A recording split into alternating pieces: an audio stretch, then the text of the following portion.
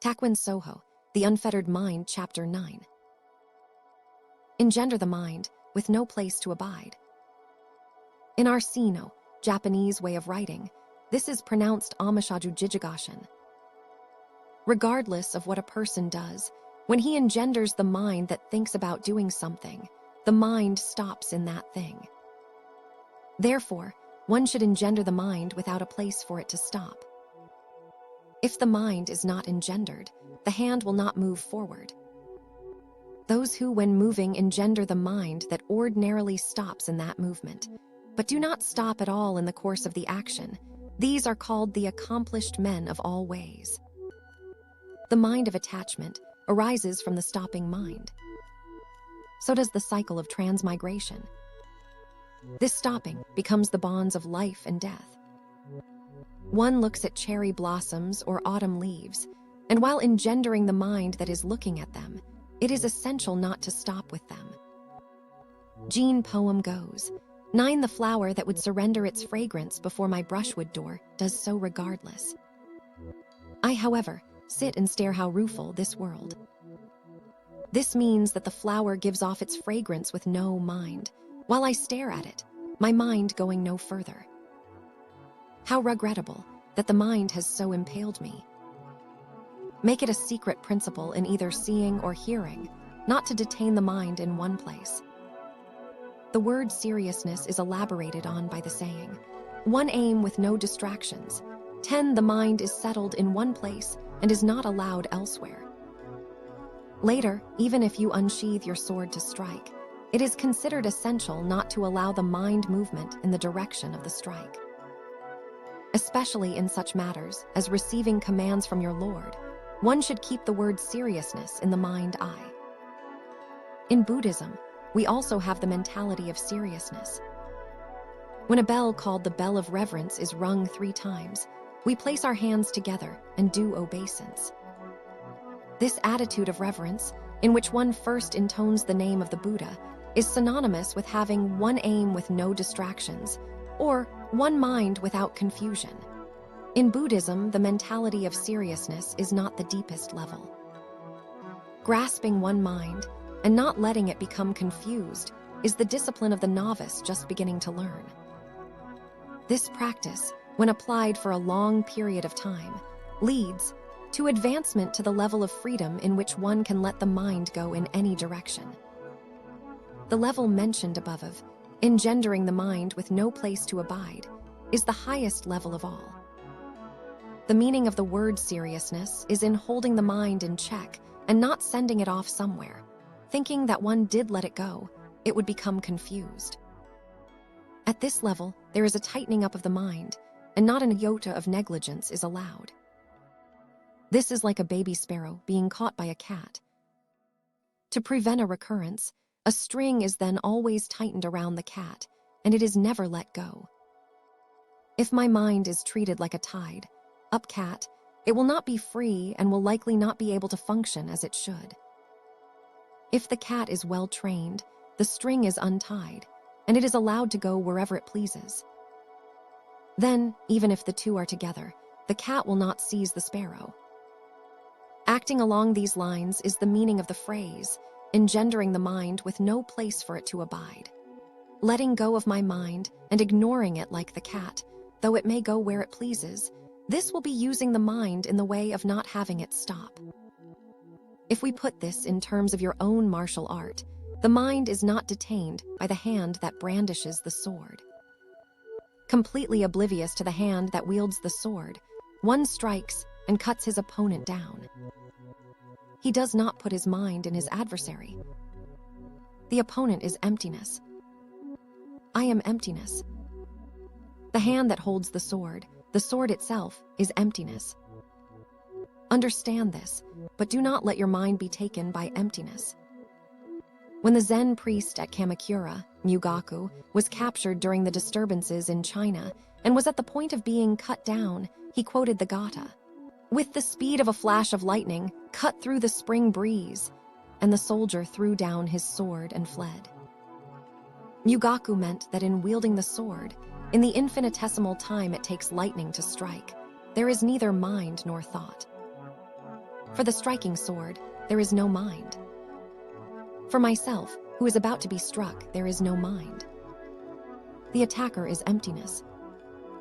His sword is emptiness. I, who am about to be struck, am emptiness. If this is so, the man who strikes is not a man at all.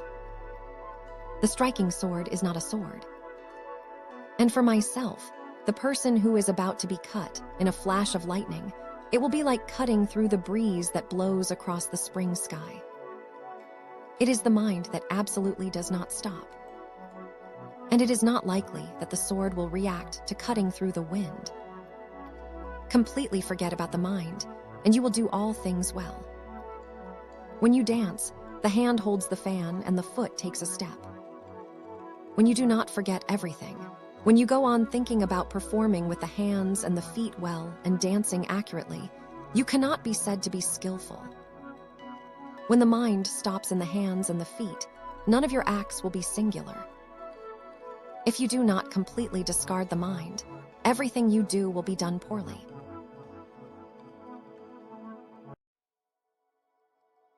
Takuan Sōhō, The Unfettered Mind, Chapter 10. Seek the lost mind. This is a saying of Mencius. It means that one should seek out the lost mind and return it to himself. If a dog, cat, or cock has escaped and run off to some other place, one will look for it and return it to his house. Likewise, when the mind, the master of the body, has gone off on a wicked path, why do we not seek after it and restore it to ourselves? This is certainly most reasonable. But there is also a saying of Shao Keiyang, Qi that goes, it is essential to lose the mind. This is quite different. The general drift is that when the mind is tied down, it tires, and like the cat, is unable to function as it should. If the mind does not stop with things, it will not be stained by them and will be used well. Let it alone to run off wherever it will. Because the mind is stained and stopped by things, we are warned against letting this happen and are urged to seek after it and to return it to ourselves. This is the very first stage of training.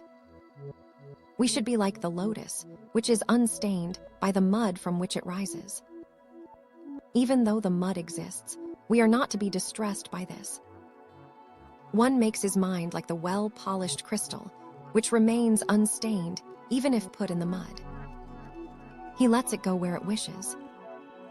The effect of tightening up on the mind is to make it unfree.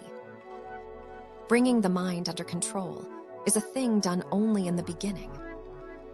If one remains this way all through life, in the end he will never reach the highest level. In fact, he will not rise above the lowest. When one is in training, it is good to keep Mencius saying, "Seek the lost mind," in mind.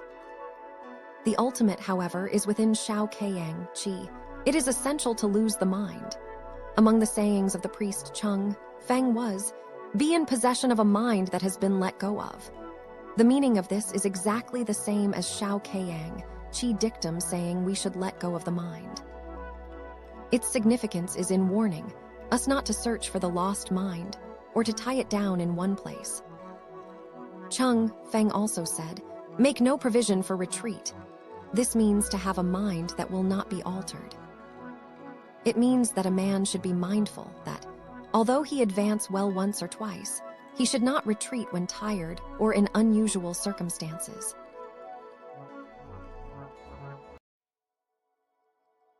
Takuan Sōhō, The Unfettered Mind, Chapter 11. Throw a ball into a swift current, and it will never stop. There is a saying, throw a ball into a swift current, and it will never stop. 14. This means that if you throw a ball into rapidly flowing water, it will ride the waves and never stop dead.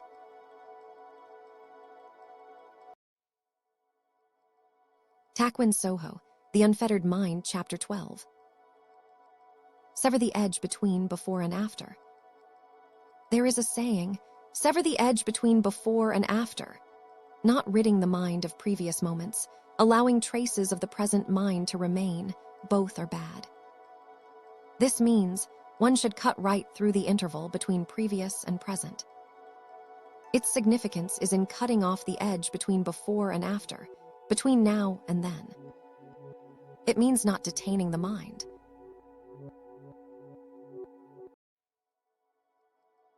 Takuan Sōhō, The Unfettered Mind, Chapter 13. Water scorches, heaven fire cleanses clouds. Today, burn not the fields of Musashino. Both spouse and I lie hidden in the grasses of spring. Someone has expressed the meaning of this poem in this way. As the white clouds come together, the morning glories already fade. There is something I have thought about only to myself, of which I should advise you. And while I know that it is only my own questionable and humble opinion, I feel that this is the right moment, and so will write down that which I perceive. Since you are a master in the martial arts without equal in past or present, you are most resplendent in rank, stipend, and reputation. Waking or sleeping, you should not forget this great boon, and in order to return this favor by day and by night, you should think only of fulfilling your loyalty. Total loyalty is first in making your mind correct, disciplining your body, not splitting your thoughts concerning your Lord by even a hair's breadth, and in neither resenting or blaming others. Do not be neglectful of your daily work. At home, be filial. Let nothing indecent occur between husband and wife. Be correct in formality. Do not love mistresses. Sever yourself from the path of sensuality. Be austere as a parent, and act according to the way.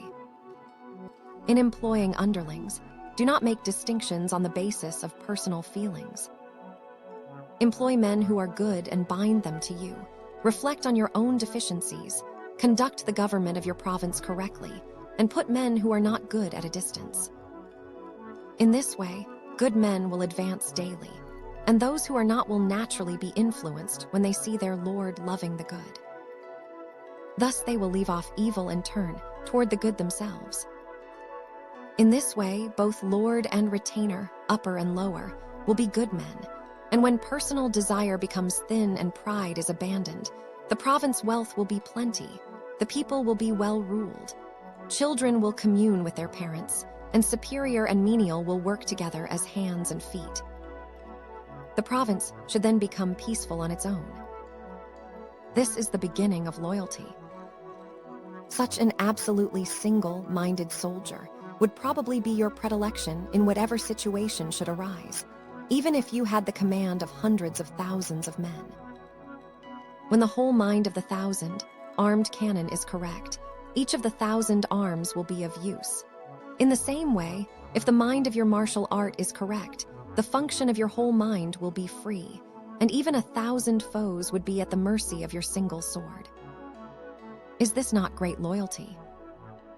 Whether the mind is correct or not is indiscernible by other people.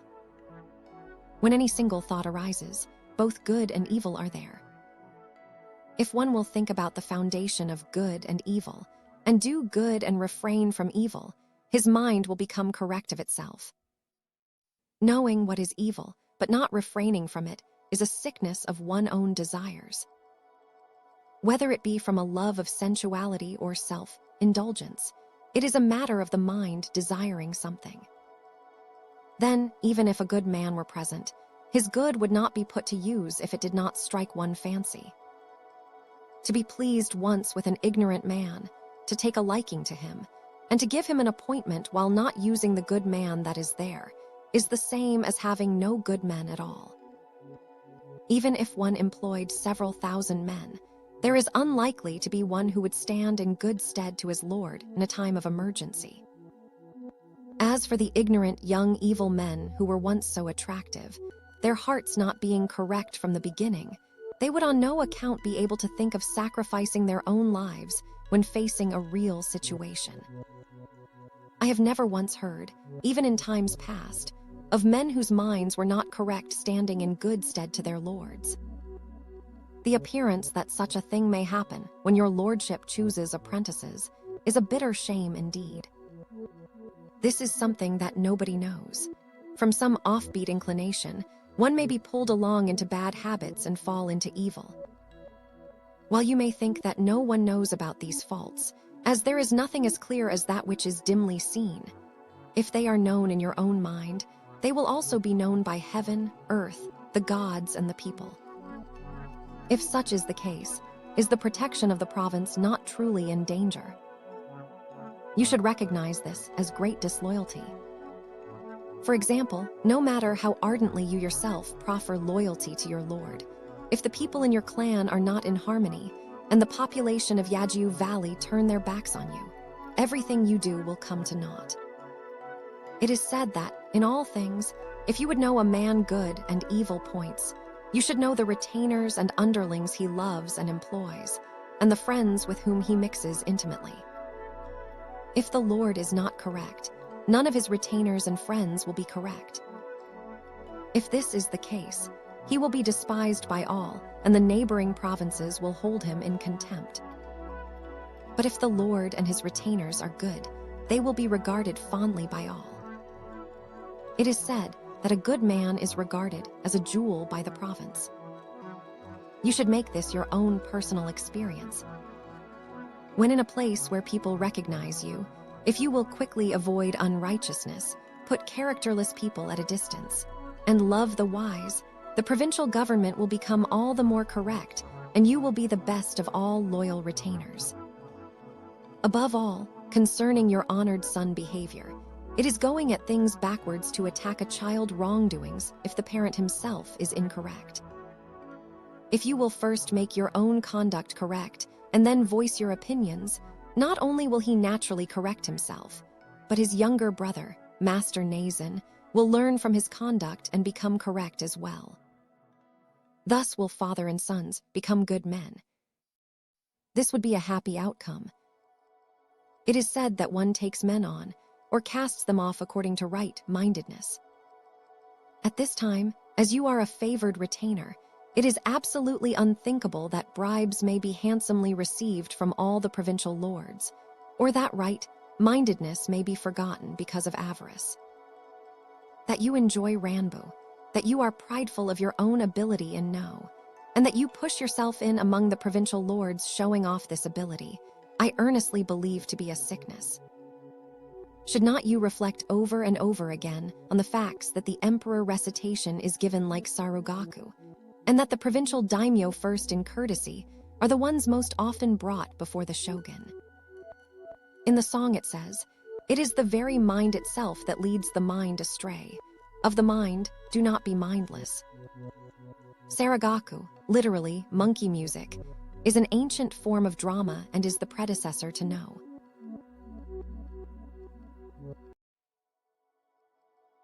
Takuan Sōhō, The Unfettered Mind, Chapter 14. The clear sound of jewels. There is nothing dearer to us than life. Whether a man be rich or poor, if he does not live out a long life, he will not accomplish his true purpose. Even if one had to throw away thousands in wealth and valuables to do so, life is something he should buy. It is said that life is of small account compared with right-mindedness. Right-mindedness that is most esteemed. In truth, it is nothing is more precious than life. Yet, at the moment when we must throw away this valued life and stand on right-mindedness, there is nothing more highly esteemed than right-mindedness. Looking carefully at the world, we can see that there are many people who throw away their lives lightly. But do you suppose one person in 1,000 would die for right-mindedness? It would seem that among the humble servant class, contrary to what you might expect, there are many who would. Yet it would be difficult for people who think themselves wise to do the same. As I was saying such things half to myself while passing a long spring day, a certain man came up and said something like this: "While wealth truly pleases our hearts, having life is the greatest wealth of all." So when it comes to the moment of reckoning, a man will throw away his wealth to keep his life intact.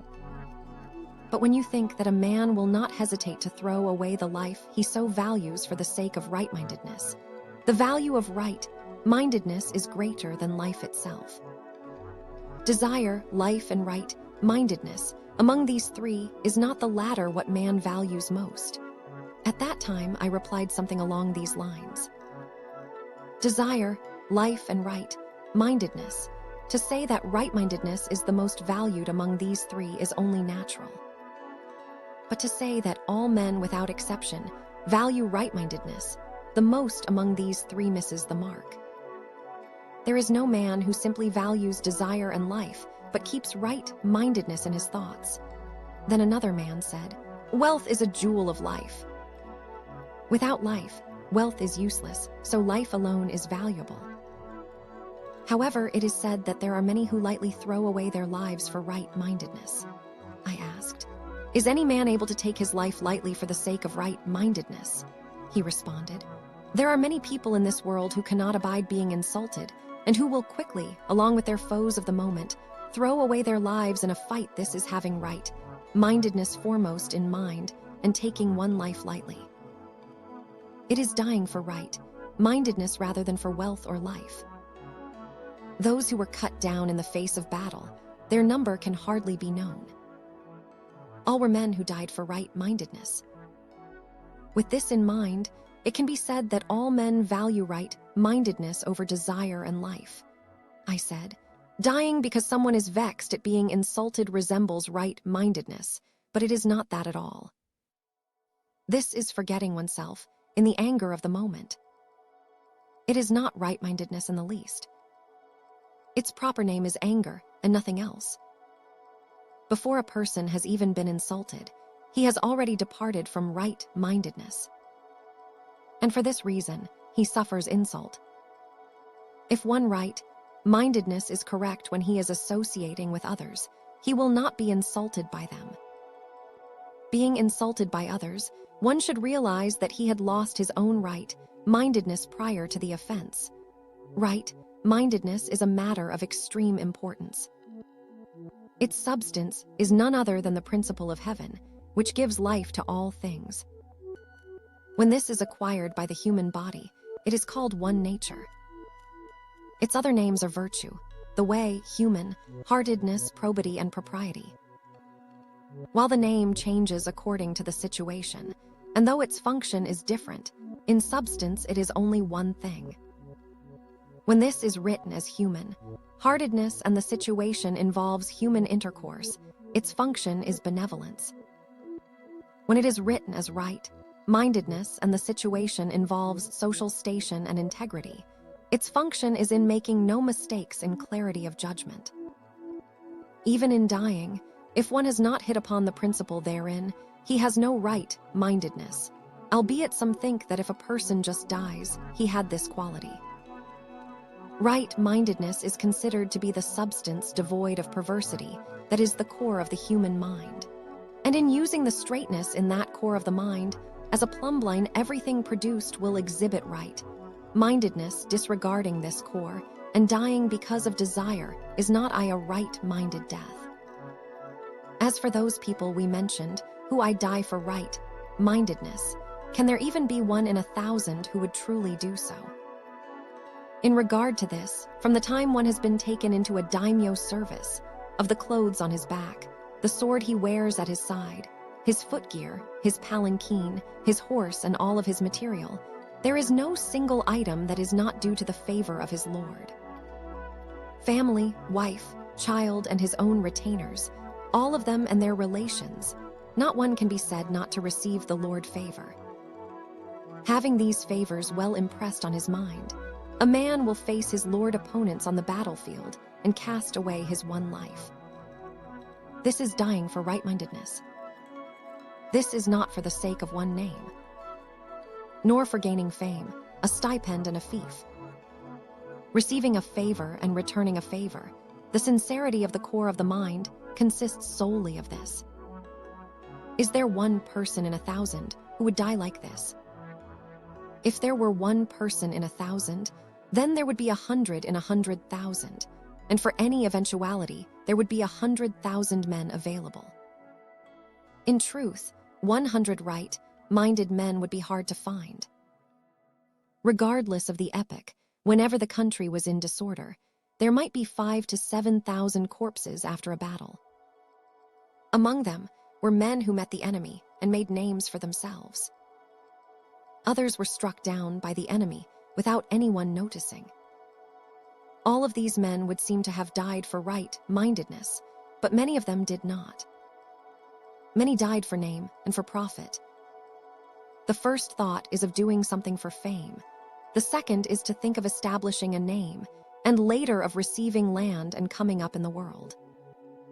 There are people who accomplish notable feats, attract fame, and come up in the world. There are those who die in battle.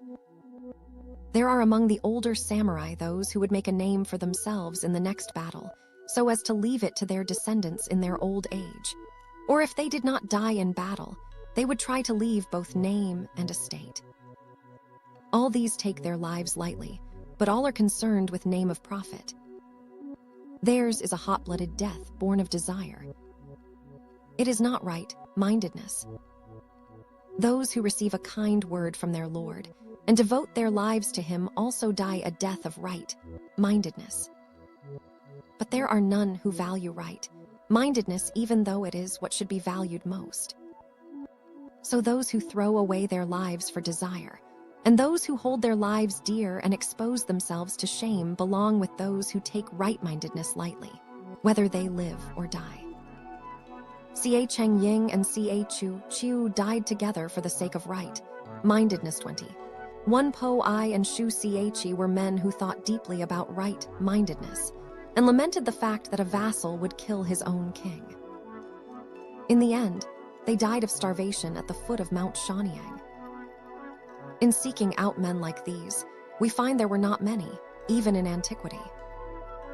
Even more so, in today's wayless world, there are likely none who, valuing right-mindedness, would lightly toss aside both desire and life. Usually people throw away their lives for the sake of desire, or they hold their lives dear and cover themselves with shame. None know a hair tip about right-mindedness.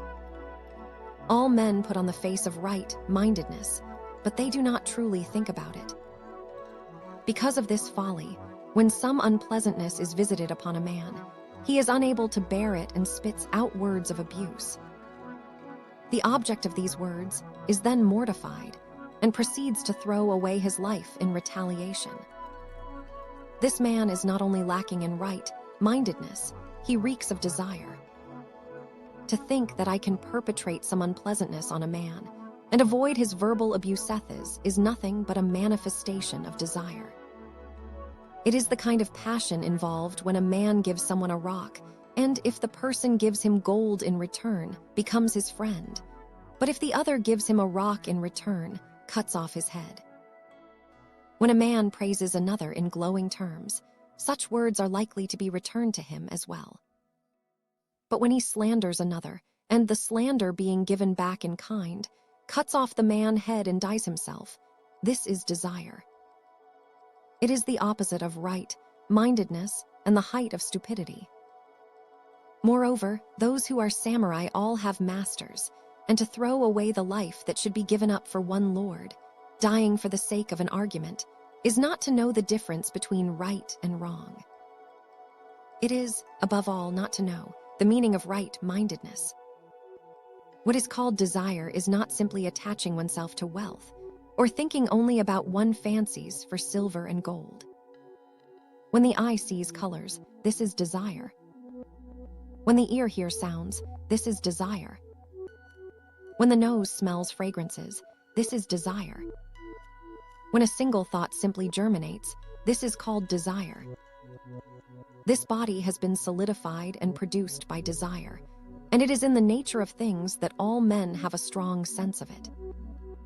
Although there is a desireless nature confined within this desire, firmed and produced body, it is always hidden by hot-bloodedness, and its virtue is difficult to sow.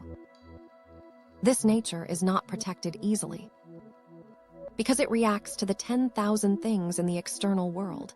It is drawn back by the 6 desires and submerges beneath them. This body is composed of the 5 skandhas: form, feeling, conception, volition, and consciousness. Form is the carnal body. Feeling is the carnal body sensing of good and evil, right and wrong, sorrow and joy, and pain and pleasure. Conception means predilections.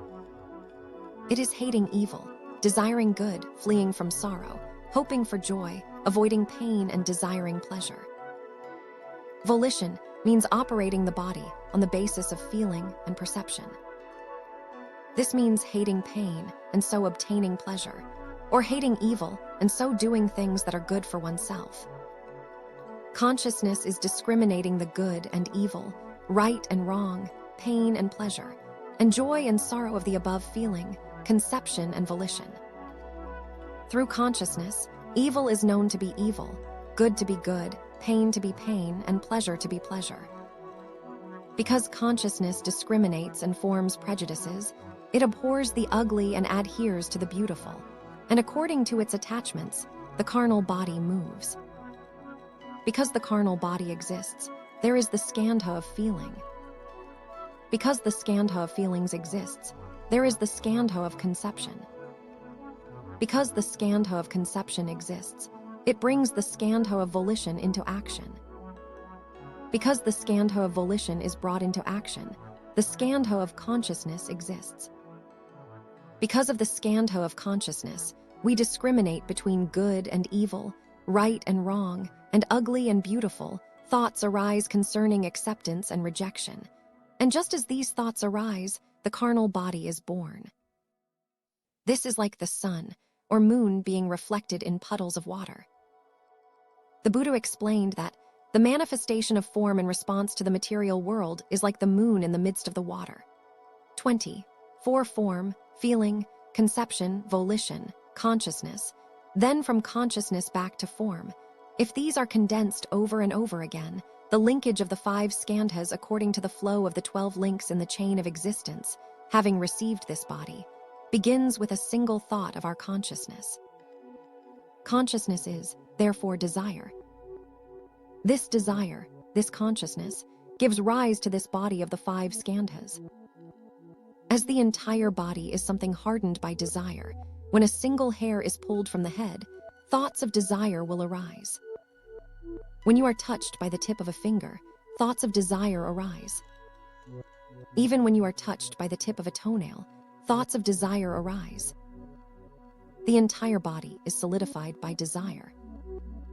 Within this body solidified by desire is concealed the absolutely desireless and upright core of the mind. This mind is not in the body of the 5 skandhas, has no color or form, and is not desire. It is unwaveringly correct. It is absolutely straight. When this mind is used as a plumbline, anything done at all will be right-mindedness. This absolutely straight thing is the substance of right-mindedness. Right-mindedness is a name added temporarily when it manifests itself in external affairs. It is also called human-heartedness. Benevolence is its function. When we indicate its substance, we say human-heartedness. Benevolence is a designation we give it temporarily. Human-heartedness, right-mindedness, propriety, wisdom. The substance is the same, but the names are different. These things should be understood as the core of the mind. It is for this reason that the way of Confucius is said to be that of sincerity and sympathy. Sincerity is the same as the core of the mind. Sympathy is the same as like mind or oneness. If the core of the mind and like-mindedness are achieved, not 1 in 10,000 affairs will ever turn out poorly. Even though one may say such things if a man has not been enlightened, you may explain for 100 days, and he may listen for 100 days, but he is little likely to gain the way. If we speak thusly, and there be those who deny what we say, it would be best to look at the innermost thoughts and actions of the people who lecture and listen to the Confucian classics. It is no different with those who lecture and those who listen to the Buddhist scriptures. This is not just a criticism of Confucianism. A person may be as eloquent as a rushing stream, but if his mind has not been enlightened, and if he has not seen into his own true nature, he will not be someone to be relied upon. We should be able to discern this quickly from a person's behavior. A certain person expressed his doubts, saying, "If even the acts of seeing and hearing are desire, If even the raising of a single thought is desire, how will we be able to attain right-mindedness? The concentration of a single thought is like a rock or tree. Being like a rock or tree, one is not likely to act with right-mindedness for his master's sake. If one does not actuate a strong sense of willpower, it will be difficult to accomplish. I said, this is a justifiable doubt. With no thoughts in the mind, one will run neither to the right nor to the left, will climb neither up nor down, but will go only straight ahead. When a single thought just barely arises, one will run to the right or left, climb up or down, and finally arrive at the place of his desire. This is why it is called desire. The virtue of the unwaveringly correct is hidden. If this desire is not put into action, one is not likely to achieve either good or evil. Even if you have a mind to rescue a man who has fallen into an abyss, if you have no hands, you will not be able to do so. Again, if a man has a mind to push someone into an abyss, if he has no hands, he will not be able to do so. In this way, whether it be success or failure, as soon as there are hands that bring about success or failure, the nature of things is departed from. One borrows the strength of desire while either succeeding or failing. And when he considers the unwaveringly correct and straight mind to be his plumbline and acts according to it, success and failure are still matters of that strength. But if one does not stray from this plumbline, it is not called desire. It is called right-mindedness. Right-mindedness is none other than virtue. Consider the core of the mind to be a wagon, with willpower to be carried about in it. Push it to a place where there can be failure, and there will be failure. Push it to a place where there can be success, and there will be success. But whether there is success or failure, if one entrusts himself to the straightness of this wagon of the core of the mind, he will attain right-mindedness in either case. Severing oneself from desire and being like a rock or tree, nothing will ever be achieved. Not departing from desire, but realizing a desireless right-mindedness, this is the way. Among the gods, there are those who are famous and those who are unknown. Sumiyoshi, Temitsushima, Kitano, and Hirano are all famous gods. When we simply speak of the gods, we mean the ones whose names we do not know. When we speak of worshipping and revering the gods, we do not make distinctions among the names of Sumiyoshi, Temitsushima, Hirano, and Kitano. We worship and revere the gods regardless of who they are. When the god of Kitano is worshipped, the god of Hirano is left aside. If the god of Hirano is being revered, Kitano is put aside. Limiting one god to one location, the other gods are not considered to be of value. This particular god is revered exclusively, or this one is worshipped and the other discarded. When we speak of the gods, we do not limit them one god to one place. This would not be establishing the way of the gods. The way of the gods is established when we worship the gods, no matter where we are or what god we may be facing. We should speak of this in connection with the way of Lord and retainer. Lord means the emperor, and retainer means the retainers of the emperor. Lord and retainer are not words used for people below these in rank, but for the present we will use them in that way. Among the lords, there are those who are famous and those whose names are unknown. Among retainers as well, there are likely those who are famous and those who are not. In speaking of a famous lord, a man will say something like, "Our lord is Matsui Dua," or "My lord is Yamamoto Tajima." In speaking of unknown lords, one simply says, "The lord," without mentioning his name.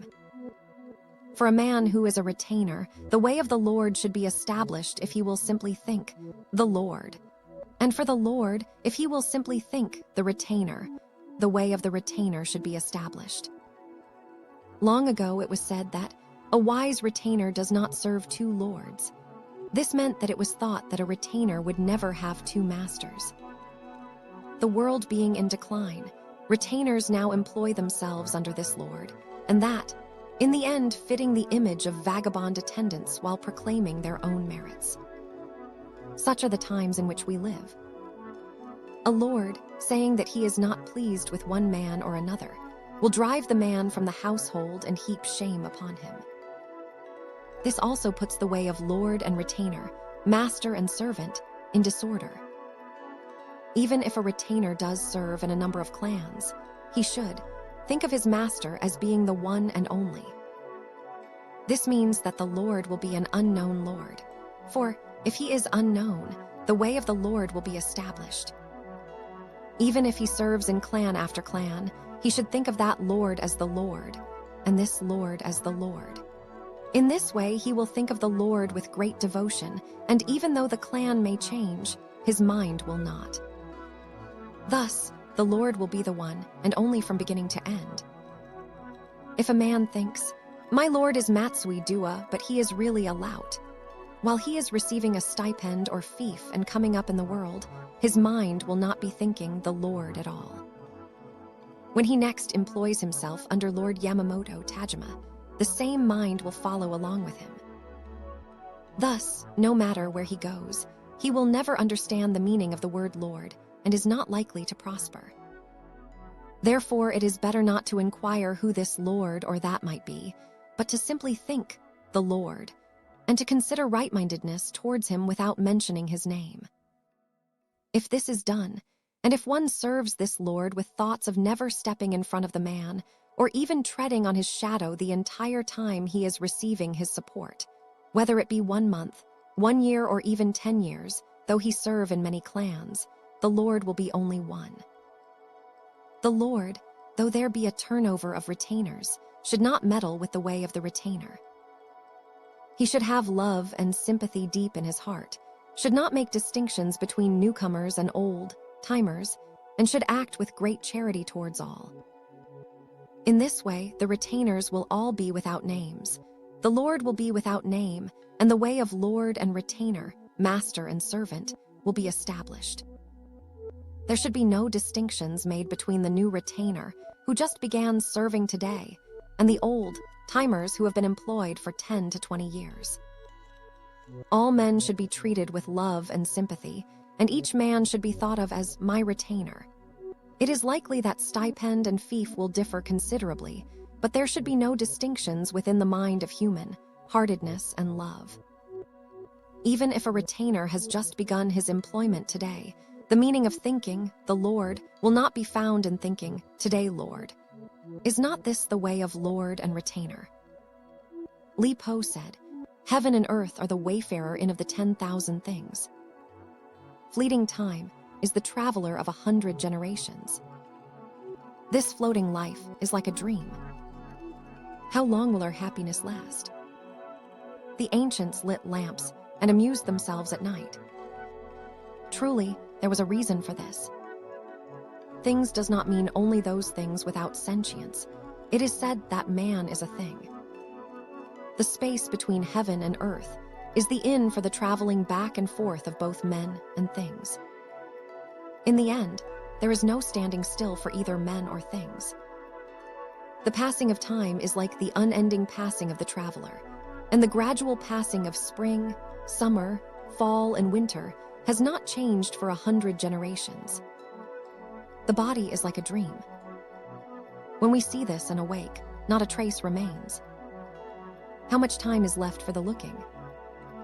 It was not without reason that the ancients went from night to day, lighting the lamps and amusing themselves throughout the hours of darkness.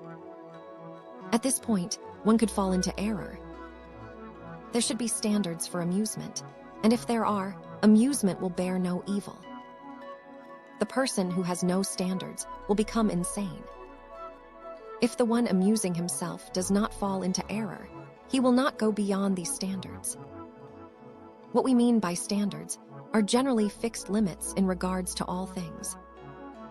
Like the joints in bamboo, amusement, for the most part, should have limits. It is not good to go beyond them. The court nobility has the amusements of the court, the samurai class has the amusements of the samurai, and the priests have the amusements of the priests. Each should have their amusements accordingly. It could be said that involvement in amusements unbecoming to one's station is erring in one's standards. For the court nobility, there is Chinese and Japanese poetry and the wind and stringed instruments. With these, they will pass from night to day, and there should be nothing wrong. It is reasonable that the samurai class and the priests, too, should each have their own appropriate amusements. Strictly speaking, for priests there should not be such things as amusements. It is said, however, that in public not even a needle can enter, but in private, both horse and cart. This means that, sympathizing with the mind of man and pass right through. Recognizing that the world has degenerated, we should probably allow them to have their own amusements as well. While meeting in the seclusion of night, they should be allowed to compose Chinese and Japanese poetry. Even linked verse should be appropriate. On another level, it is not unfitting for them to lean their hearts towards the moon and cherry blossoms, and accompanied by 14 or 15-year-old youths, to go to a place where the moon can be viewed from beneath the blossoms, a tasteful sake jar in hand, and share some cups with them. To have a small inkstone and writing paper would not be at all in bad taste. But even these are not considered correct for a priest who would have a religious spirit. Much less the other unrefined entertainments. It would not be surprising if the nobility and the samurai alike, when they realized that this floating world is but a dream, lit the lamps and amused themselves throughout the night. There are those who say, everything is like a dream. The only thing to do is play. These people rattle their minds beyond limit, sink themselves in pleasure, and go to the extremes of luxury. Though they quote the words of the men of old, they are as far from the minds of the ancients as snow is from soot. When Ipin Shonin met Hato Kokushi, the founder of the Kakokyuji in the village of Yura in Kei province, he said, "I have composed a poem." Kokushi said, "Let hear it," Shonin recited. "When I chant, both Buddha and self cease to exist." There is only the voice that says, "Namu Amida Butsu." Kokushi said, "Something is wrong with the last couple of lines, do not you think?"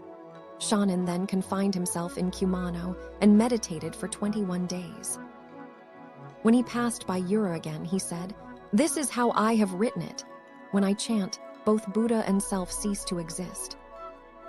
Namu Amida Butsu, Namu Amida Butsu." Kokushi nodded his enthusiastic approval and said, "There. You got it. This was written down in Kagaku Osho Notes 30. One we should look at this again and again. I will speak about the 10 essential qualities. 32 they are: form, nature, embodiment, power, function, latent cause, external cause, latent effect, manifest effect, and total inseparability of one from the others. The 10 worlds are those of hell: hunger, animality, anger, humankind, heaven, learning, realization, bodhisattvahood, and Buddhahood. The 10 essential qualities are like these. Generally, from the worlds of hell, hunger, animality, anger, humankind, and heaven to the worlds of learning, realization, bodhisattvahood, and Buddhahood, all are possessed of the 10 essential qualities. 30. For, as a rule, a thing born cannot be without form, so we speak of the essential quality of form. Although form may change in multitudinous ways, as form it is the same. When the form changes, even the sound of its song will change. The cuckoo sings the song of the cuckoo, the nightingale sings the song of the nightingale. Does each of these, to express its own form, change its shape even to the extent of the song it sings? Certainly, the cuckoos in the mountains and the nightingales of the valley recite their own songs. But we should not take this to mean that even the sound changes if the form changes. Song is something that makes its context more refined, and the context of words is something we combine with right-mindedness and come to know it thereby. If something has form, it will also have a nature. Although the Buddha nature is always the same, form follows whatever receives it, and thus changes. All sentient beings have the Buddha nature, and so even I lose in hell, and in the worlds of hunger and animality are unchanging in this. It is explained in this way, even in the sutras. If a number of mirrors are placed around a pedestal and a single lamp is placed in the center, the lamp will be seen in each of the mirrors. The lamp is only one, but is reflected in each of the mirrors. This exemplifies the Buddha, nature being only one, yet being received by all sentient beings of he 10 worlds, even by the hungry and by animals. This is the example of the mirror, and the lamp in the Flower Garland Sutra 30. 5 embodiment means the embodiment of the law. In all the 10,000 things, there are both embodiment and function. Form is born of embodiment, then, having gone its full round, it perishes. Embodiment itself is never exhausted. Let us say that snow and ice are function, and that water is embodiment. When water solidifies, it becomes ice, but then melts again and becomes the original water. Consider water as embodiment. This is an example of the manifestation of embodiment, when the 10,000 forms are born from the embodiment of the law and then perish. The ordinary man is unable to see beyond form. He is unable to see embodiment. When something is produced, he says it has manifested itself. From the standpoint of enlightenment, we say it has manifested itself when it has returned to embodiment and can no longer be seen. The snow at the peaks, the ice at the mountain depths melt and raise the sound in the foothills, the water of spring. This is written about embodiment. If a thing is possessed of form, nature, and embodiment, it must also have power. Power is the strength to be able to function efficaciously. It is the strength behind the achievement of all phenomena. Concerning all things, what achieves effect is power. The constancy of the always green pine in the midst of luxuriantly green leaves on the summer mountain is especially well known in song. This is because it does not change its color in either frost or in late autumn showers. It remains constant even during the coldest part of the year, and so is sung about and regarded as the essential quality of power. Because there is power, function accords performance to all things. If one goes on without slackening his efforts, learning one Chinese character today and another tomorrow, he should be able to achieve anything. The meaning of function should be understood through the saying, "The journey of 1,000 miles begins with a single step." Given form, nature, embodiment, power, and function, no matter what is done, it can be done at will. This is latent cause. If something is not done, it is to one's own detriment, and there is nothing that cannot be done. Without both latent cause and external cause, one will not likely get as far as the state of Buddhahood. The Chinese character for latent cause, for instance, is also read as to depend on. This means that, depending on one thing, various other things are obtained. Planting the seed in the ground in spring is said to be the latent cause. And though one has planted it firmly, if there is no help from the rain and dew, nothing will grow. The help of the rain and dew is said to be the external cause. Depending on the help of the rain and dew, the plant will grow and there will be fruit in the fall. This is latent effect. When the heart is filled and will not be put at rest, my hopes will be after 1,000 sheaths of the honeysuckle vine. The meaning of this is that the setting up of the honeysuckle is the latent cause of getting married. Furthermore, the intermediation is said to be the external cause, and in the end, the couple becoming man and wife and prospering with children could be said to be an example of latent effect. In the same way, if one would become a Buddha, if he does not first act in accordance with the latent cause, he will not reach the state of Buddhahood. Make discipline the latent cause, and later you will obtain the effect. The word effect carries the meaning of fruit. Depending on the planting of the latent cause in spring, one obtains the fruit in the fall. This is an example of the state of Buddhahood. External cause is seen in the above notes. The ship under sail has surely passed the Cape of Wada, driven as it is by the mountain winds of Muko. The ship is the latent cause. The wind is the external cause. Arriving at the other shore is the latent effect. Without the ship, one cannot reach the other shore. And even though the ship exists, one cannot be without the external cause of the wind. This is said to be the harmony of latent cause and external cause. The mountain winds of Muko should be considered to be the external cause. If one would become a Buddha, he cannot do without the discipline of the latent cause. Because I planted them, I can see their ripening at the ends of the branches grown thick with the pears at Ikki Bay. This is latent effect.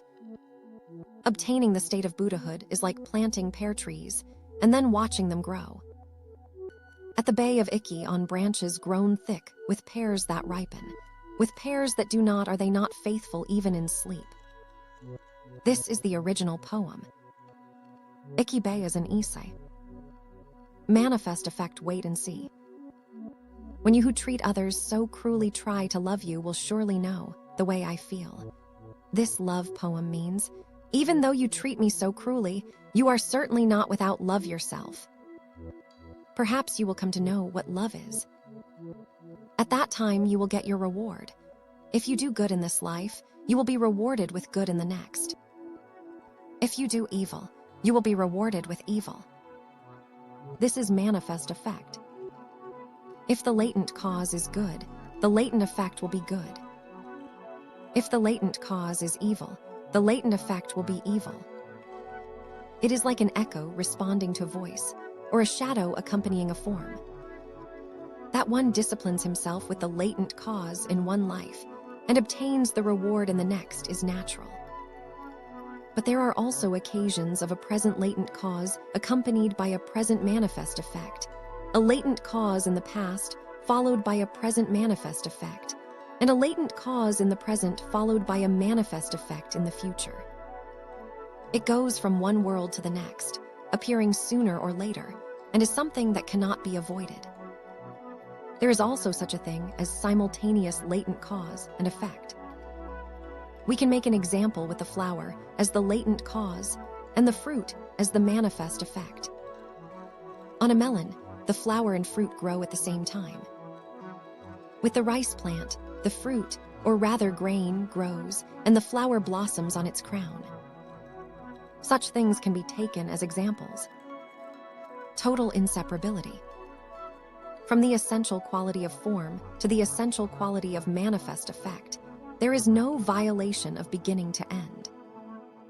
They go around and around from root to branch and are called the 10 points. The very extremity means going to the very ultimate. This is, of course, the 10 worlds. All living things, even the little worms, are possessed of these 10 essential qualities. Even the inanimate are not different from this. Let take examples from the fruits of the chestnut and the persimmon. To say that these have neither pain nor sorrow is to judge from the view of mankind. It can be seen that they are naturally outfitted with both pain and sadness. The appearance of pain in grasses and trees is no different from the countenance of suffering among human beings. When they are watered and the like, they grow and appear happy. When they are cut and fall, the withering of their leaves is no different from the death of a human being. Their pain and sadness are not known to human beings. And when grasses and trees look at the sadness of human beings, it is just like human beings looking at them, and they probably think we have no pain or sadness either. Simply, it seems that we do not know the affairs of grasses and trees, nor do they know ours. This is written in the books of the Confucianists. When there are fences or roofed mud walls on the north side of growing plants, those plants will lean towards the south. Observing this, it is clear that plants know what is harmful to them, although they do not have eyes. Sleeping at night and opening during the day, the lily is another example we could use. However, it is not the lily alone, but all grasses and trees that do not lack this nature. It is because we do not pay attention that we pass along unknowing. Those who know completely about grasses and trees are sages. We do not understand these things because of our rough and conforming minds. Whether something is sentient or insentient is calculated roughly. There is probably nothing in existence that is not sentient. Do not we say they are insentient because they lack the fashion of the things that are? It is said that when a chicken is cold, it will fly up into the trees. When a duck is cold, it will swim in the water. Is not this like thinking that, because a duck swims in the water when it is cold, it has no sense of cold, or because a chicken flies up into the trees when it is cold, it has no sense of cold either? Water is cold, and this is said to be its nature. Fire is hot, and this is considered to be its nature. From the standpoint of fire, water has no nature. From the standpoint of water, fire has no nature. Although it could be thought of in this way, in fact, they both have their own natures. We cannot say that anything is without its nature. If we observe phenomena closely, it cannot be thought that anything between heaven and earth is really different. If we see differences, it is due to the narrowness of our vision. This is like Mount Fuji being concealed by a tree thick with branches and leaves, and my not being able to see it. But how can Mount Fuji be concealed by a single tree? It is simply because of the narrowness of my vision, and because the tree stands in the way of my vision that Mount Fuji cannot be seen. We go on thinking that the tree is concealing Mount Fuji. Yet it is due to the narrowness of my vision. Not understanding the principle of things, people often put on knowing faces and criticize those who do understand. And while they seem to be laughing at others, they are really laughing at themselves. At least those who truly understand must think so. Look with real attention at the way the world is now. The earth is a mother and heaven a father. If we lodge the seed of the chestnut or the persimmon in the earth, the sprout appears, and the fruit of the original chestnut or persimmon comes forth unchanged. In this way, it is brought up by a father and mother. Saying that it is lodged indicates that it is something brought in from another place. For the human being, too, earth is mother and heaven is father, and the phenomenon that becomes the child is something brought in and lodged from another place. What is called meta existence is not the least bit different from thinking of things in this present existence. For this reason, this present existence is also called an existence. When this present existence comes to an end, there is what is called meta existence. Then meta existence is altered and there is later existence or reincarnation. In any of these, there is absolutely no change in the mind that is in this present body. Although there is a body even in meta existence, it cannot be seen by human eyes because of its dimness. As for the meta existence of those who were deeply attached to this world, there are cases of people having seen them. Since this is something that is out of the ordinary, people doubt these events and either blame them on the transformations of foxes and raccoon dogs, or explain them as illusory visions of the dead. Both of the above situations are apt to occur as well. Admitting this, we should not dispose of each and every case as either one or the other. Real things also exist in this world. Such things are not just in the mouths of men. They have also been left by the pens of those who lived in the world of the way and who were men of the way themselves. When we do not measure up to the wisdom of the men who wrote these things, we should understand that we will have doubts. When we see things in the middle of a dream, although we do not see and hear them with the eyes and ears given to us at birth, we distinctly meet people, say things, hear things, see colors, and even have sexual relations. We wrestle with the things that concern us daily, and just as we think we are going to resolve our desires, wake up. It is upon awakening that we realize it was a dream. In the dream itself, we never think, "This is a dream," or "This is not real." During a dream, this body is still alive and bound and cannot go to places it would like. But with the strength of its own thoughts, It is able to see those places by drawing them to itself. When one truly dies and leaves his own body, he goes where he wants to go, like a cat released from a string. Although one's thoughts are the same as the thoughts in a dream, it is now as though he can go freely wherever he likes. In the midst of profound darkness, or when the doors and windows are shut, one enters a state of freedom. This is because he has no form. In this case, although there is a form, there is no corporality, and it is like seeing the reflection of a lamp or the moon on the water. There are no hindrances. This body acting as a barrier, one cannot enter the innermost shrine, but the mind can be conversant with that which is within, just as thoughts can pass through the mountain of silver or the wall of iron 30. It is unlikely this mystery will be understood by the common run of men. The Buddha and patriarchs understood this, but the common people do not know it at all. Not knowing it, they have doubts, and foolishness is added to foolishness. There are any number of things I do not know, and not knowing them, I simply say they do not exist. Let's say I know 6 or 7 things out of 100. When spoken to about those remaining, if I say they do not exist, then 90 things have ceased to be. But if I know 15 or so, among those things that did not exist before, 5 or 6 more have come into existence. For those people who know 20 or 30 things, the number of non-existent things has decreased to only 70. If one knows 60 of 70 things out of 100, the remaining 30 or 40 become just like those just mentioned. And when one knows all these things and thinks that there is nothing he does not know, it is because he is still unknowing. If a man advances, making things clear one after another, he should be able to know all things. If there is something one knows, no one is likely to say that it does not exist. But if someone does, it will be because he himself is ignorant of the matter. A man who is extremely foolish should come to know something in the end because of his faith. On the other hand, isn't it said that a half-baked martial art is the foundation of great injury? I understand that the 5 roots do not survive into meta-existence. At the time, the 5 roots of our present existence are transferred to the 6th sense of consciousness. The 5 roots then have no form, but they continue to function.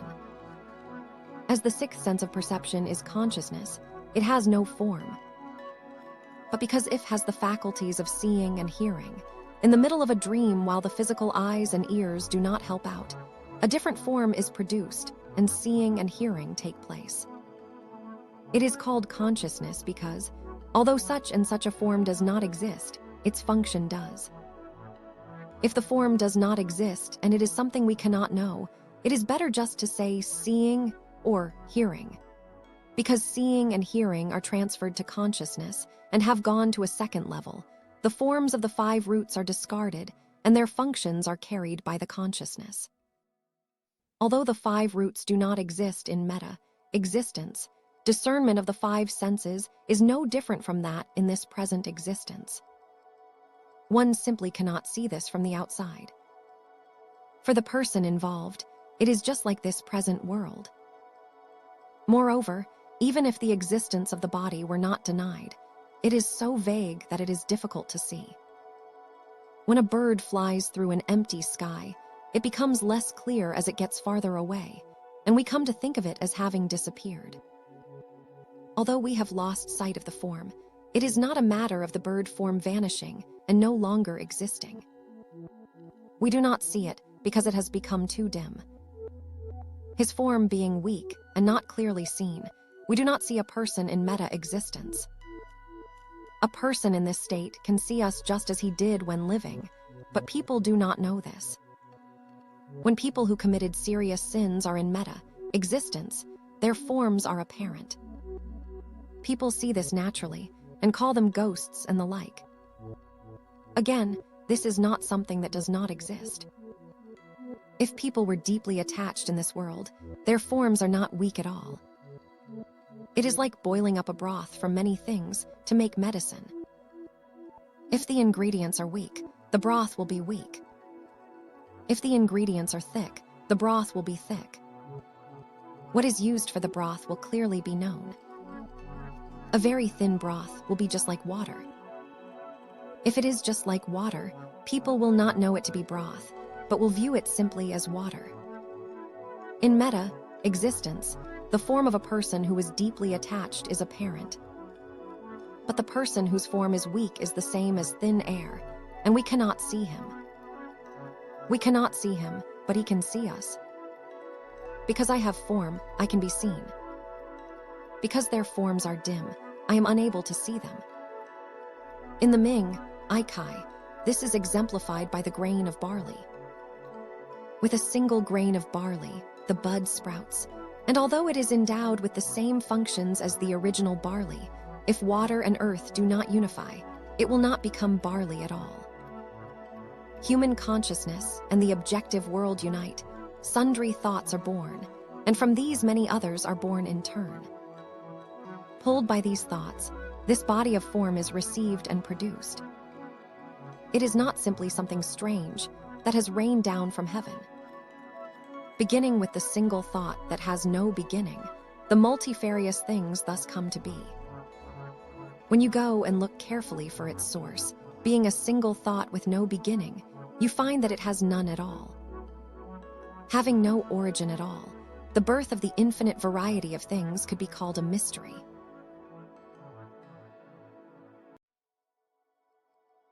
Takuan Sōhō, The Unfettered Mind, Chapter 15.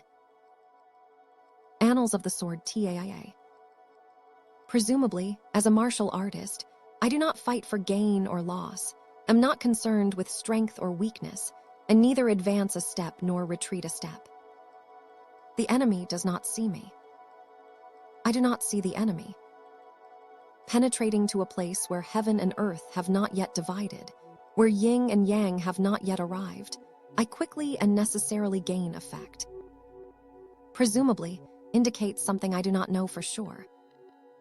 Originally, this character was read with the meaning lid. For example, when a lid is put on a tier of boxes, although we do not know for sure what has been put inside, if we use our imaginations, we will hit the mark 6 or 7 times out of 10. Here also, I do not know for sure, but figure tentatively that it must be so. Actually, this is a written for we use even about things we do know for sure. We do this to humble ourselves, and so as not to seem to be speaking in a knowing manner. Martial artist is as the character indicates.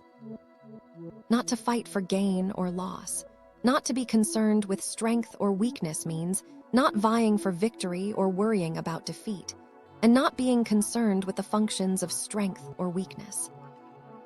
Neither advance a step nor retreat a step means taking neither one step forward nor one step to the rear. Victory is gained without stirring from where you are. The me of the enemy does not see me refers to my true self. It does not mean my perceived self. People can see the perceived self. It is rare for them to discern the true self. Thus I say, the enemy does not see me. I do not see the enemy. Because I do not take the personal view of the perceived self, I do not see the martial art of the enemy perceived self 43, although I say, I do not see the enemy. This does not mean I do not see the enemy right before my very eyes. To be able to see the one without seeing the other is a singular thing. Well then, the true self is the self that existed before the division of heaven and earth, and before one father and mother were born. This self is the self within me, the birds and the beasts, the grasses and the trees and all phenomena. It is exactly what is called the Buddha nature. This self has no shape or form, has no birth, and has no death. It is not a self that can be seen with the aid of your present physical eye. Only the man who has received enlightenment is able to see this. The man who does see this is said to have seen into his own nature and become a Buddha. Long ago, the world honored one went into the snowy mountains, and after passing 6 years in suffering, became enlightened. This was the enlightenment of the true self. The ordinary man has no strength of faith and does not know the persistence of even 3 or 5 years. But those who study the way are absolutely diligent for 10 to 24 hours a day. They muster up great strength of faith, speak with those who have wisdom, and disregard adversity and suffering. Like a parent who has lost a child, they do not retreat a scintilla from their established resolution. They think deeply, adding inquiry to inquiry. In the end, they arrive at the place where even Buddhist doctrine and Buddhist law melt away, and are naturally able to see this. Penetrating to a place where heaven and earth have not yet divided, where yin and yang have not yet arrived, I quickly and necessarily gain effect means to set one eyes on the place that existed before heaven became heaven and earth became earth, before yin and yang came into being. It is to use neither thought nor reasoning, and to look straight ahead. In this way, the time of gaining great effect will surely arrive. Well then, the accomplished man uses the sword but does not kill others. He uses the sword and give other life. When it is necessary to kill, he kills. When it is necessary to give life, he gives life. When killing, he kills in complete concentration.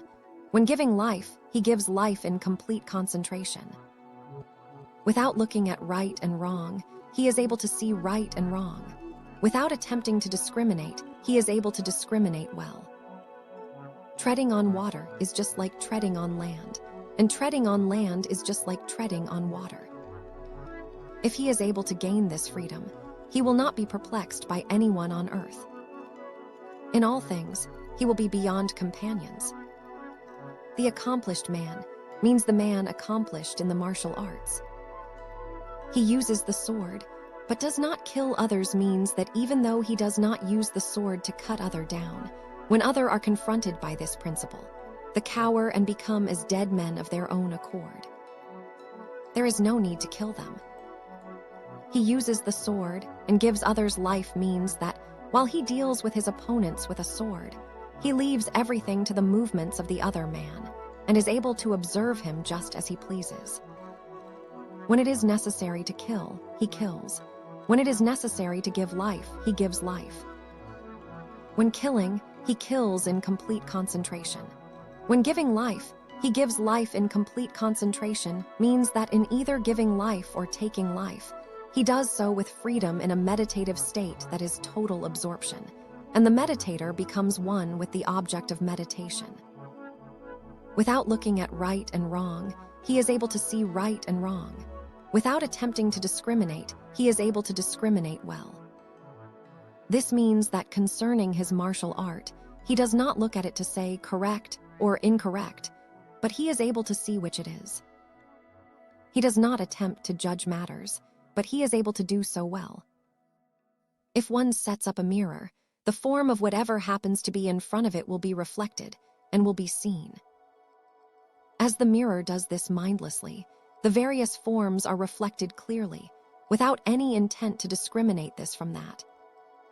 Setting up his whole mind like a mirror, the man who employs the martial arts will have no intention of discriminating right from wrong, but according to the brightness of the mirror of his mind, the judgment of right and wrong will be perceived without his giving it any thought.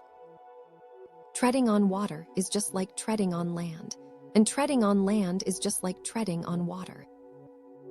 The meaning of this will not be known by anyone unenlightened about the very source of mankind. If the fool steps on land like he steps on water, when he walks on land, he is going to fall on his face. If he steps on water like he steps on land, when he does step onto water, he may think that he can actually walk around. Concerning this matter, the man who forgets about both land and water should arrive at this principle for the first time.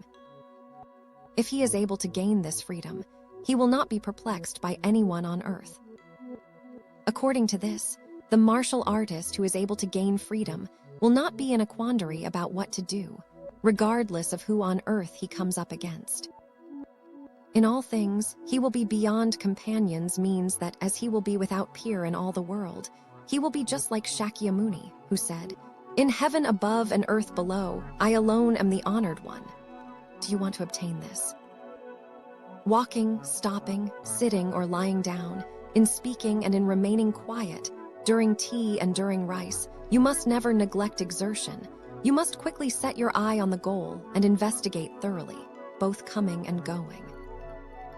Thus should you look straight into things. As months pile up and years pass by, it should seem like a light appearing on its own in the dark.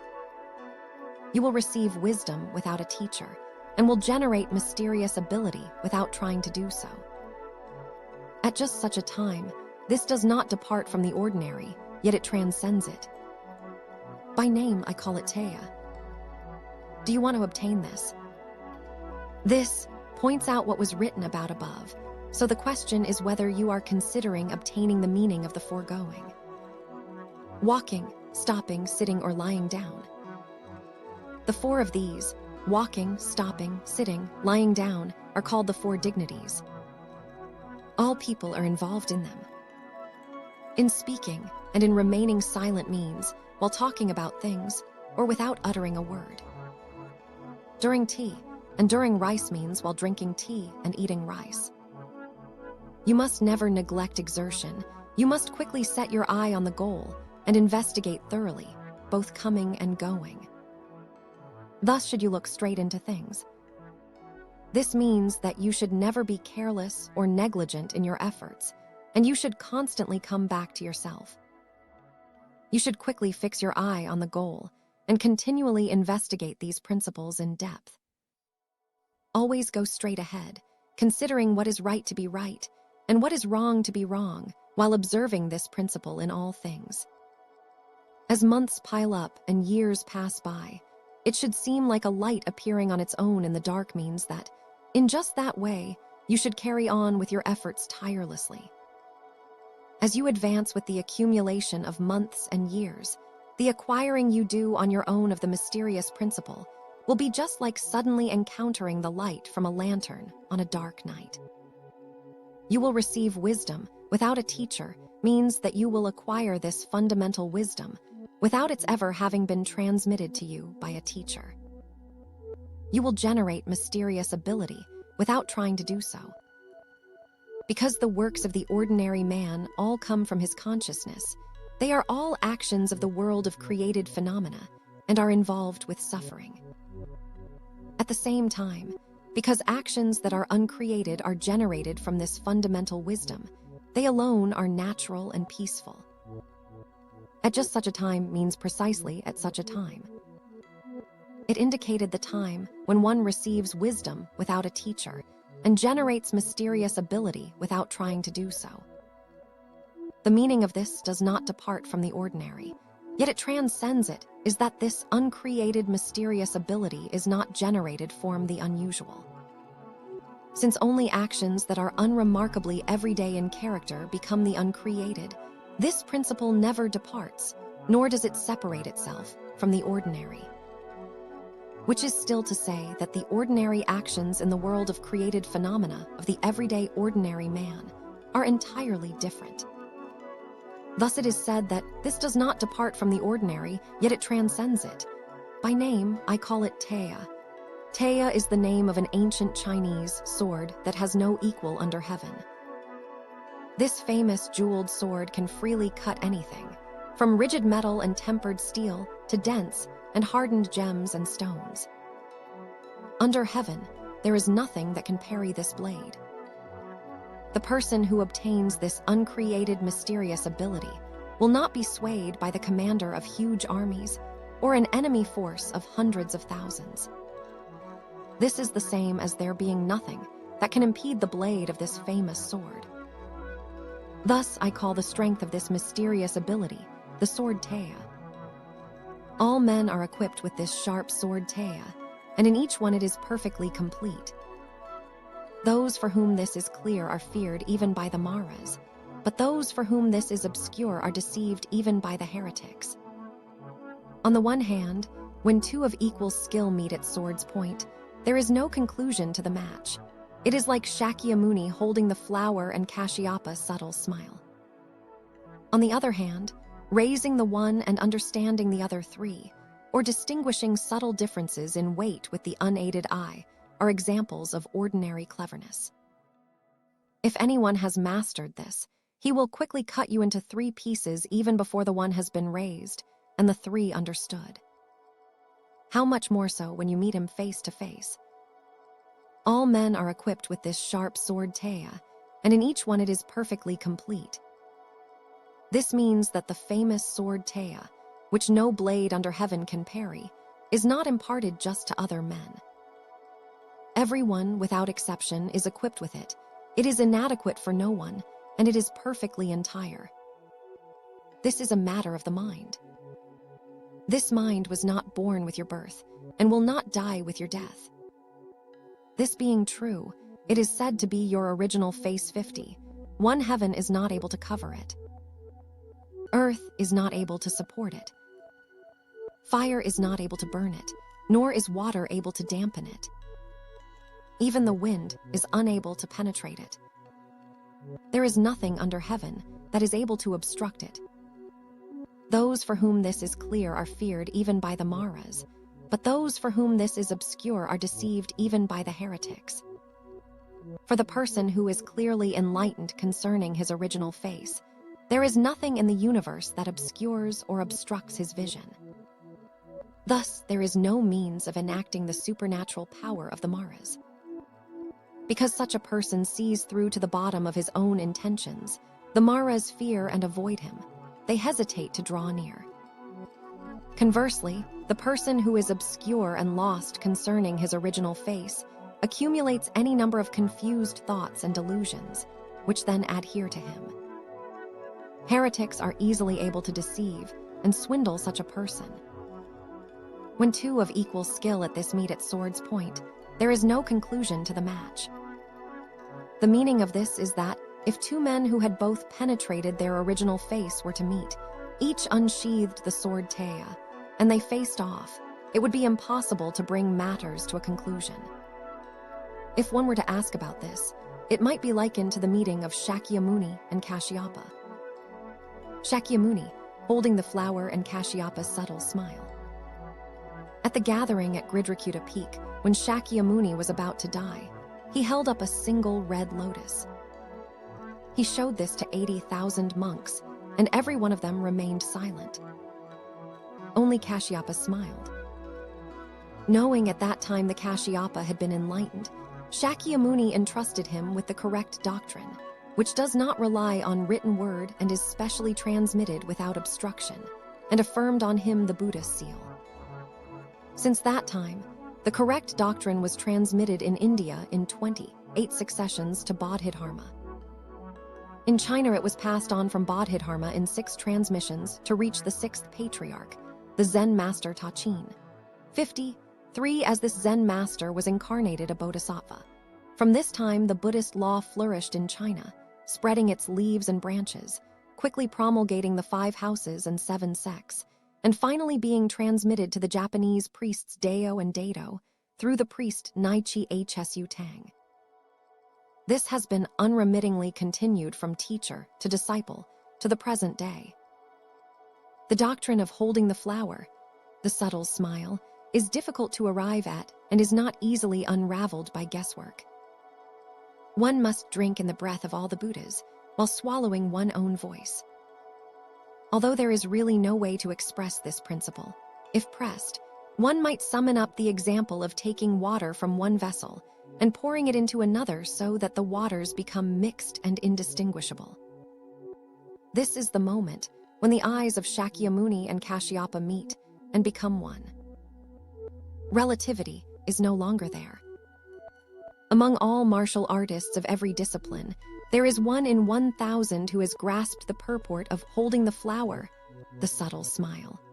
Nevertheless, if one did have the most steadfast of intentions and truly wanted to understand, he would have to discipline himself for another 30 years. Erring in this would not simply be a matter of not mastering martial arts. He would enter hell like an arrow shot from a bow. This is truly a frightening thing. Raising the one and understanding the other 3 means that as soon as one part is shown, The other three are immediately understood. Distinguishing subtle differences in weight with the unaided eye. Distinguishing with the unaided eye means the eye's function, or measurement by the eye. Differences in weight are extremely subtle. 5. The man who is able to measure out any weight of gold and silver by eye and not err by the slightest is a clever and skillful person. These are examples of ordinary cleverness, signifies that such clever people are ordinary, and their number is legion, and thus there is nothing special about them. If anyone has mastered this, he will quickly cut you into 3 pieces even before the one has been raised, and the 3 understood. This pertains to the person who has been enlightened concerning the cause of the Buddha appearance in the world.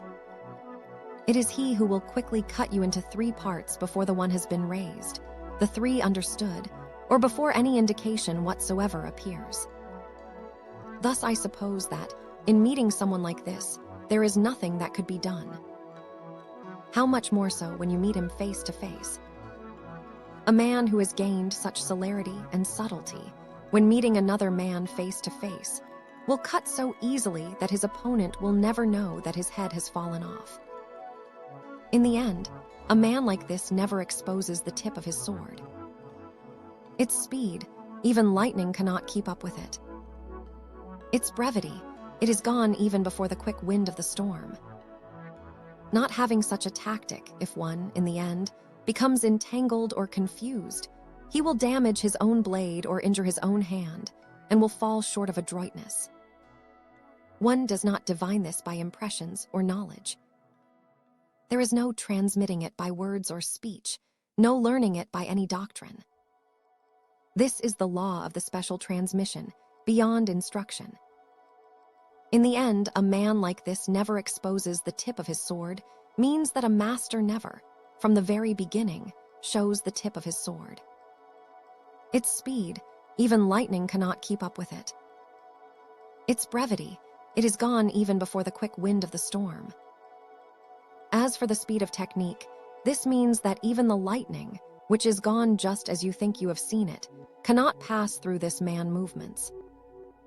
As for its brevity, it disappears even faster than the fine grains of sand that are blown before the storm. Not having such a tactic, if one, in the end, becomes entangled or confused, says that without such skill, if one becomes just a little attached to the raising of his sword, or just a little attached to the application of his mind, he will damage his own blade or injure his own hand, and will fall short of adroitness means that he will definitely bread off the tip of his own sword, will cut his own hand, and is unlikely ever to be called skillful. One does not divine this by impressions or knowledge. Impressions or knowledge refers to the knowledge and discrimination within the human heart. Divine means calculating and figuring things out. What this means is that no matter how much you try to figure or calculate by means of impressions or knowledge, it will not prove the least bit useful. Therefore, separate yourself from the discrimination of figuring things out. There is not transmitting it by words or speech, no learning it by any doctrine. For the true martial artist, there is no way to pass this on by words. Moreover, there is no way to teach or learn through doctrine what kind of stance to take or where to strike. This is the law of the special transmission, beyond instruction. It cannot be transmitted with words, and no matter what method one may take, it cannot be taught. Therefore, this is called the doctrine of a special transmission beyond instruction. This is a doctrine outside the teaching of an instructor, a doctrine that particularly requires self, enlightenment, and realization on one own. There is no established rule for manifesting this great ability. Orderly action, contrary action, even heaven does not determine this. So what is the nature of this thing? The ancients said, when a house does not have a painting of a Pai Chi, it is like having no ghosts at all.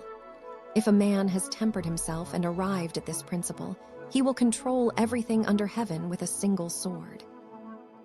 For those who study this, let them not be thoughtless. There is no established rule for manifesting this great ability. If the great ability of the law of this special transmission should manifest itself in front of you, it will do so freely, without the existence of any established rule. And yet it is called the great ability because it extends in all the 10 directions and is missing from no place by even the tip of a rabbit hair. An established rule is a law or regulation. There are no laws or regulations such as would mold things concerning the manifestation of this great ability. Orderly action, contrary action, even heaven does not determine this. The man who manifests this great ability, whether he would act in an orderly way or a contrary way, is free and without obstacles. So what is the nature of this thing? Indicates confronting someone and asking them what something is in fact. The ancients said, when a house does not have a painting of a pai chi, it is like having no ghosts at all. This is an answer to the preceding question. The pai chi has a body like a cow, a head like a man, and is an animal like no other known. It eats dreams and misfortunes, and in China they draw a picture of it to put up at the house entrance or to hang on the inner pillars. In short, putting up an illustration of pai chi is for the purpose of avoiding misfortune. The person who had no ghosts in his house from the very beginning would not even think about making a picture of pai chi and hanging it somewhere. This is to say that he who has gained the use of either the orderly or the contrary, since even heaven cannot determine what is in his mind, completely transcends pain and pleasure. He has misfortunes in neither body nor home. Because of this, his mind will not hanker after a picture of pai chi, and his own world will be a thing of beauty. If a man has tempered himself and arrived at this principle, he will control everything under heaven with a single sword. This means that if one disciplines himself in this way, exhaustively tempering this pure metal 1,000 times over, and becomes instantly free like the quick unsheathing of a sword, he should be like the founder of the Han dynasty, controlling all under heaven with a single sword. For those who study this, let them not be thoughtless. Those who study the mysterious principle of this sword should not easily to take on thoughtless notions, but should strive to heighten their own luster. In intently continuing their own efforts, they should not be negligent, not even for a moment.